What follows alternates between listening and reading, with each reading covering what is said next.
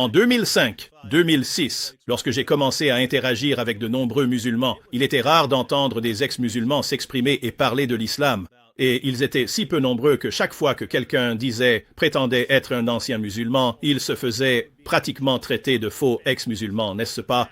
Aujourd'hui, j'ai l'impression que chaque jour, littéralement chaque jour, on voit de plus en plus d'ex-musulmans prendre la parole. Alors, qu'est-ce que ça te fait de voir ça? Parce que si on y réfléchit, je veux dire, si on parle de, 2005, 2006, c'était vraiment rare de trouver des ex-musulmans. Et maintenant, ils sont un peu partout. On est un peu au début. On est un peu au début d'une transition ici. Donc, on assiste à une sorte d'explosion de personnes qui quittent l'islam. Ça représente quoi? Pour moi, ça me paraissait impossible. Je n'aurais jamais pu imaginer qu'on deviendrait aussi nombreux, aussi ouverts. La communauté explosive est aujourd'hui plus grande et plus connectée que jamais. Jamais je n'aurais pu imaginer que cela arriverait. Quand j'ai grandi en Iran, on nous disait que si quelqu'un lisait simplement le Coran, il deviendrait musulman. C'est tout ce qu'il faut. Et personne ne remettrait ça en question, évidemment. Quand tu es musulman, tu ne songes jamais à quitter la religion, parce que tout semble parfaitement logique. Et le Coran est la chose la plus belle jamais écrite. Il suffit de l'entendre. Même les démons, les djinns, la première fois qu'ils ont entendu le Coran, ils sont simplement devenus musulmans. Tu sais, même quand nous avons quitté l'islam, nous avons rencontré d'autres ex-musulmans, mais nous n'aurions jamais pensé qu'un jour nous dirions ouvertement au monde que nous sommes ex-musulmans. Tu vois ce que je veux dire? On avait l'impression d'avoir, tu sais, des groupes secrets d'ex-musulmans, d'anciens musulmans, d'athées. C'est ça. Et on continuait simplement à se montrer des versets du Coran entre nous et à rire de leur absurdité et de comment n'avons-nous jamais vu ça dans le Coran? Parce qu'il faut comprendre. En Iran, quand on apprend le Coran, on ne lit pas tout. Ils ne mettent pas le Coran entier devant toi. Tu prends juste des versets et des chapitres qu'on est censé lire. Et même quand on récite tout le Coran, personne ne fait attention à ce qu'il lit. Tu vois? Tout le monde le récite simplement. Les gens, comme quand j'ai rejoint ces communautés secrètes en ligne.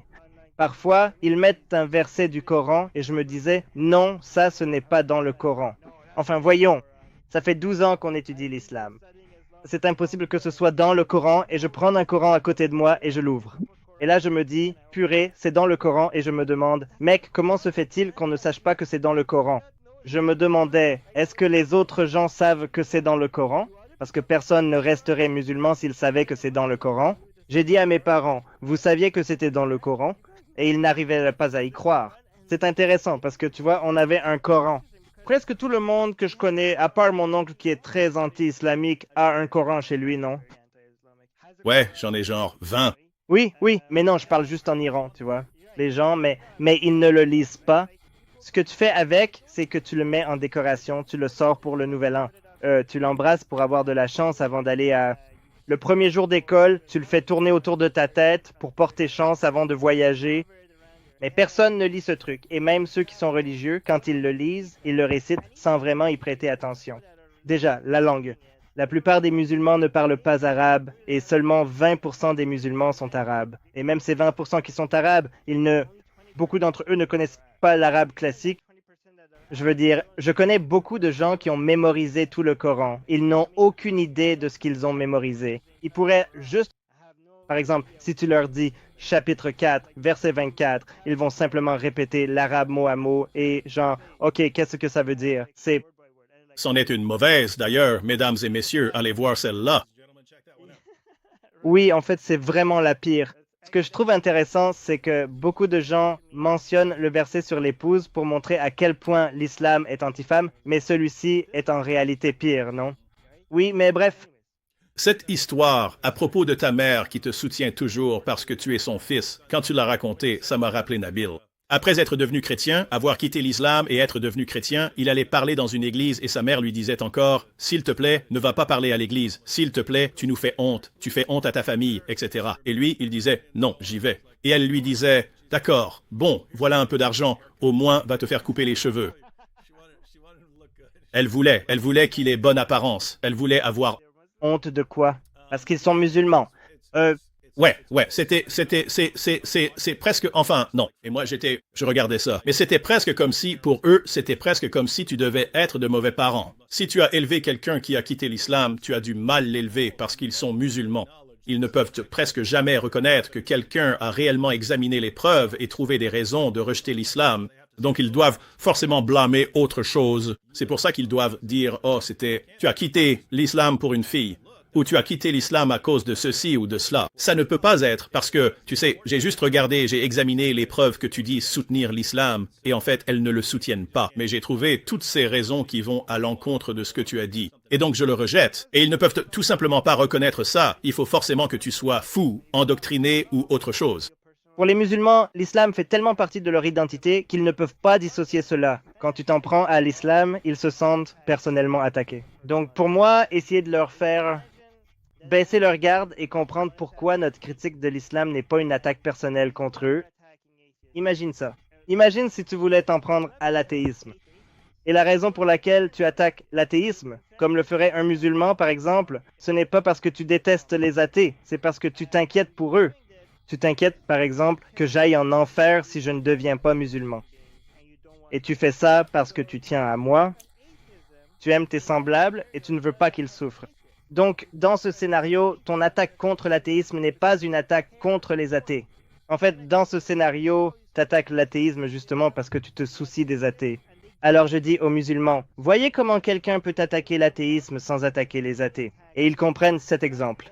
Donc, et ensuite j'ai dit, de notre point de vue, quand nous attaquons l'islam, ce n'est pas une attaque contre les musulmans. Nous pourrions avoir complètement tort. C'est peut-être vous qui avez raison. Et il se peut que nous soyons complètement passés à côté du sujet. Tu sais, nous avons étudié la question et nous sommes arrivés à une mauvaise conclusion. Je veux dire, il se peut que tu aies raison, mais si tu veux répondre à cela, comprends au moins l'intention, car l'intention n'est pas d'être personnellement contre toi. Même si nous nous opposons à l'islam, même si nous voulons vaincre l'islam, même si nous voulons l'effacer complètement de la carte, aussi agressif que cela puisse paraître, ce n'est pas une attaque personnelle contre toi. Et si l'attaque contre l'athéisme te semble être une attaque, alors comment cela ne le serait-il pas? Cela devrait aussi te sembler logique. Tu dois comprendre que l'intention, même si tu penses que la logique n'est pas valable, l'intention n'est pas de t'attaquer personnellement. Et cet exemple fonctionne généralement pour moi, et cela fait tomber leur garde. Et alors tu peux vraiment avoir une discussion. Faire la distinction entre l'idéologie que tu réfutes et les personnes qui adhèrent à cette idéologie. Mais bien avant que quiconque ait entendu parler de David Wood, j'avais déjà plusieurs bons amis musulmans et nous nous disputions tout le temps. Parfois, on criait, mais il ne nous est jamais venu à l'esprit, même une seule fois, que, parce qu'il critique mes opinions sur Jésus, il doit donc me détester et vouloir ma mort. Et il ne leur est jamais venu à l'esprit, parce que je débattais contre Muhammad et contre le Coran, cela devait forcément être parce que je les détestais. Nous avons toujours compris que nous voulions le bien les uns des autres, et c'est ce que nous recherchions. Et cela devrait être le cas. Cela devrait être le cas entre athées, chrétiens, musulmans et ainsi de suite, pas nécessairement selon l'idéologie de l'islam où les motivations devraient être différentes, mais en ce qui concerne les êtres humains, si vous vous souciez réellement du bien-être des autres et que vous êtes convaincu qu'ils suivent une fausse voie ou une voie dangereuse ou quelque chose qui ruine leur vie, pourquoi ne le feriez-vous pas? Pourquoi n'essayeriez-vous pas de les aider? Quand je regarde les djihadistes qui partent, et d'une certaine manière, ces gars-là ont été convaincus que la meilleure, la plus grande chose qu'ils puissent faire pour leur Dieu, c'est au nom de leur Dieu. Et bon sang, si vous aviez ne serait-ce qu'un minimum de soucis pour ces gars alors qu'ils étaient sur cette voie, pourquoi ne détruiriez-vous pas cette idéologie en 1000 morceaux?